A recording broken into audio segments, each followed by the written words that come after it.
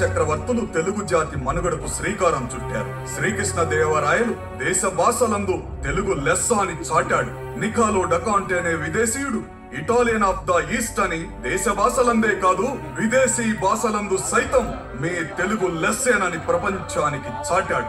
500 సంవత్సరాల క్రితం మాదిరాజు చెన్నై శెట్టి అనే అచ్చ తెలుగువాడు మద్రాసు పట్టణాన్ని నిర్మించాడు. టంగుటూరి ప్రకాశం, రాజాజీ వంటి వారు ఉమ్మడి మద్రాసు రాష్ట్రానికి ముఖ్యమంత్రులుగా పనిచేశారు. కానీ తెలుగు వారికి జరిగే అవమానాలను, అన్యాయాలను ఆపలేకపోయారు. దీంతో మద్రాసు రాజధానిగా ఒక ప్రత్యేక తెలుగు రాష్ట్రం కావాలనే నినాదం పురుడు పోసుకుంది. పొట్టి శ్రీరాములు 58 రోజులు ఆమరణ నిరాహార దీక్ష చేసి ప్రాణాలు అర్పించాడు. అమరజీవి శ్రీరాములు శవయాత్రకు ఒక్క తెలుగువాడు కూడా ముందుకు రాకపోవడంతో ఆగ్రహించిన ఆంధ్రకేసరి టంగుటూరి ప్రకాశం పంతులు ఒరే పౌరుషం లేని తెలుగు నా కొడకల్లారా అంటూ తిట్ల పురాణం అందుకోవటంతో ఒక్కసారిగా లక్షలాది మంది తెలుగువారు రోడ్ల మీదకి వచ్చి మద్రాసు పట్టణాన్ని మంటల్లో తగలబెట్టారు. తమిళనాడును రావణ కష్టంలా మార్చారు. పోలీసు తూటాలకు 8 మంది నేల కొరిగిపోయారు. తప్పని పరిస్థితుల్లో ఆనాటి ప్రధానమంత్రి జవహర్లాల్ నెహ్రూ తలలేని మొండెంలాగా కర్నూలును మనకు రాజధానిగా ఇచ్చి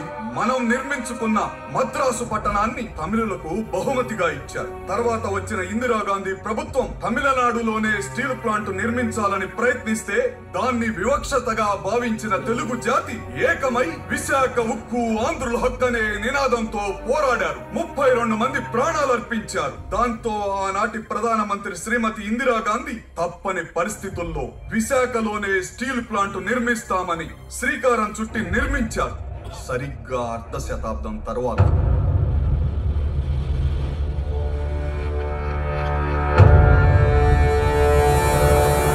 Exclusively breaking news.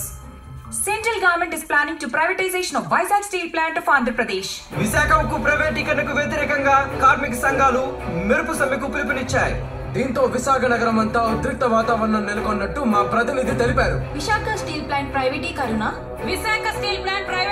వ్యతిరేకంగా కార్మిక సంఘాలన్నీ కలిసి నిరవధిక సమ్మెకు పిలుపునిచ్చాయి. ప్రైవేటీకరణని ఎట్టి పరిస్థితుల్లో ఈ నగరవాసిగా నేను ఒప్పుకోనండి.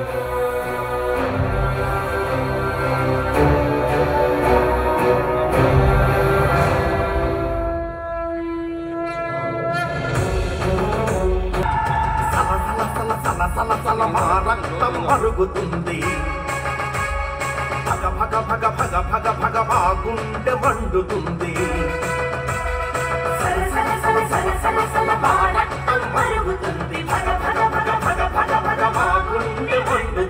ఎవ్వడురా అమ్మేది, ఎవ్వడురా కొనేది, కొనటానికి ఆడెవ్వడు, అమ్మటానికి ఎవ్వడు.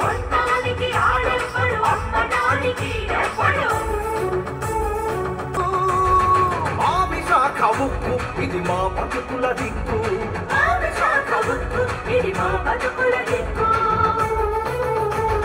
జాతిని నడిపించే దేశమెల్లు పూసల్లో మా నెత్తురు గడ్డ కట్టి నిలిచిన విశాఖ ఉక్కు మా జీవన హక్కురా.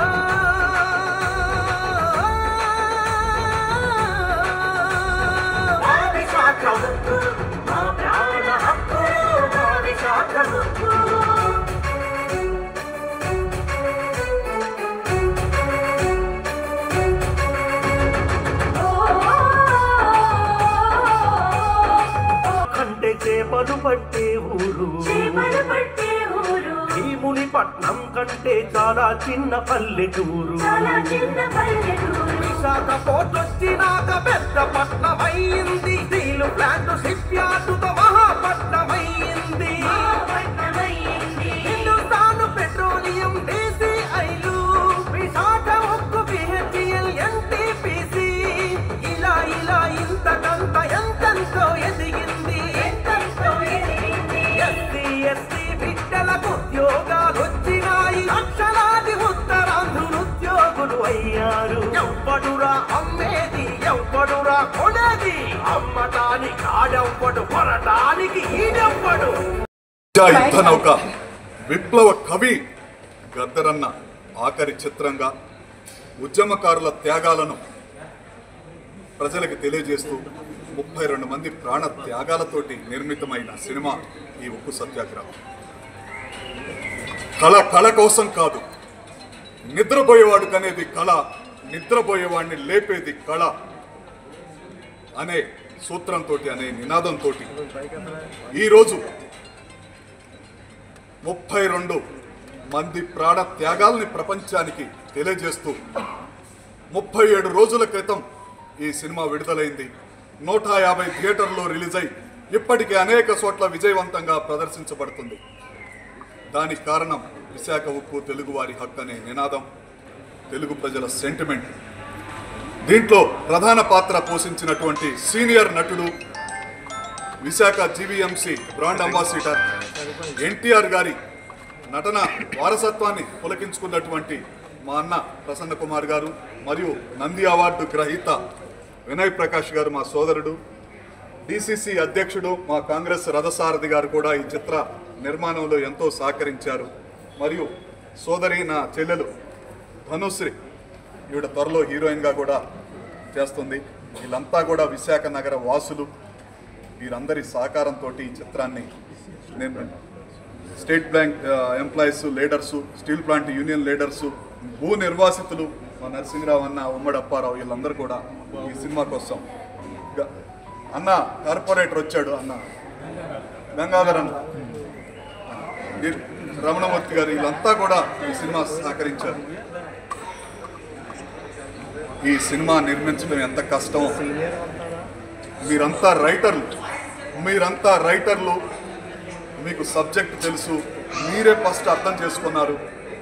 రేటింగ్ కూడా ఒక పెద్ద సినిమాకి, అతి పెద్ద సినిమాకి ఎలా ఇచ్చారో 3.235లో అలా ఇచ్చి మమ్మల్ని ఎంకరేజ్ చేస్తున్న మీడియాకి, ప్రింట్ మీడియాకి, ఎలక్ట్రానిక్ మీడియాకి చేతులెత్తి నమస్కరిస్తూ, ఈ చిత్రం ఇంత విజయవంతం చేసినందుకు మనస్ఫూర్తిగా ఒక్క నిమిషం సారీ అండి భయ్యా ప్లీజ్ ధన్యవాదాలు తెలియజేస్తూ, ఈరోజు ఈ సినిమా ఇంత విజయవంతమైందంటే ప్రజలే కాదు, పక్క రాష్ట్రాల్లో ఉన్న వాళ్ళు కూడా ప్రైవేటీకరణకు వ్యతిరేకంగా పోరాడుతున్నారు. ప్రైవేటీకరణను ఆపే ఏకైక సిద్ధాంతాన్ని ఈ క్లైమాక్స్లో చూపించాము. ఖచ్చితంగా ప్రైవేటీకరణ ఆగిపోతుంది. ప్రైవేటీకరణ ఆగకపోతే సినిమా దర్శక నిర్మాతగా, హీరోగా ప్రజల్లోకి వెళ్ళి పాదయాత్ర చేస్తానని కేంద్ర ప్రభుత్వానికి మీ ద్వారా హెచ్చరిక తెలియజేస్తున్నాను. ప్రజల్లోకి వెళ్ళి పాదయాత్ర చేసి ప్రైవేటీకరణ ఆగేంత వరకు కూడా ప్రజల్లో పోరాటం చేస్తాను. అంతేకాదు, పార్టీలకు అతీతంగా ప్రజలందరూ కలిసి రావాలని, మీ సహాయ సహకారాలు కూడా అందించాలని కోరుతూ సీనియర్ నటులు మా అన్న అయినటువంటి ప్రసన్న కుమార్ గారిని మాట్లాడాల్సిందిగా కోరుతున్నాను. ఈరోజు మన విశాఖపట్నంలో స్టీల్ ప్లాంట్ ప్రైవేటీకరణ చేస్తారని అంటున్నారు, అది జరగదు. చాలామంది దాని గురించి పోరాడుతున్నారు. మనం చాలా కష్టపడి సాధించాము. విశాఖ ఉక్కు ఆంధ్రుల స్లోగంతో మనం చాలామంది ప్రాణాలు పోగొట్టున్నారు, చాలామంది కృషి చేశారు. ప్రతి ఒక్కరు కూడా అది ప్రైవేటీకరణ జరగకుండా ప్రతి ఒక్కరు నడుపిస్తున్నారు. అలాగే దాన్ని బేస్ చేసుకొని మిత్రుడు, సోదరుడు సత్యారెడ్డి గారు నాకు చాలా కాలం నుంచి ఫ్రెండ్. ఆయన ప్రొడ్యూసరు, ఆర్టిస్టు, చాలా సినిమాలు చేశాడు, కమర్షియల్ సినిమాలు చేశాడు, మంచి సినిమాలు చేశాడు. కానీ ఈరోజు కమర్షియల్ కాకుండా ఒక మెసేజ్ ఓరియంటెడ్, అంటే ఈ సినిమా చూస్తే ప్రతి ఒక్కరికి కూడా మనం ఎందుకు దీనికి ఒక అడుగు ముందుకేయకూడదు అని ప్రతి ఒక్కరు కూడా ఉద్యమంలో పాల్గొనడానికి ఇది దోహదపడుతుంది. అంత గొప్ప సినిమా తీశాడు. రొమాంటిక్స్ లేకుండా, హీరో హీరోయిన్ పాత్రలు లేకుండా, ఓన్లీ అతను పాడుతూ అంటే ఈ చేతి మీద ఎంట్రుకలు నిక్కుపడుతున్నాయి. అంత గొప్పగా పాడడం కానీ, ఫీలింగ్స్ కానీ చాలా బాగుంది. మనం నారాయణమూర్తి సినిమాలు చూసాం, తర్వాత మాదాల రంగారావు గారి సినిమా చూసాం. ఈరోజు ఈ తరంలో మా సత్యారెడ్డి గారు అంత గొప్పగా యాక్ట్ చేశారు సినిమాలో. చాలా బాగుంది. ప్రతి ఒక్కరు కూడా ఆయన్ని మెచ్చుకుంటున్నారు, ఆయనకి మంచి బ్లెస్సింగ్స్ ఇస్తున్నారు. అలాగే ఈ సినిమాలో చాలామంది వాడుతున్నారు. కేవలం నేను ఈ సినిమాలో చేయడానికి కారణం విశాఖపట్నం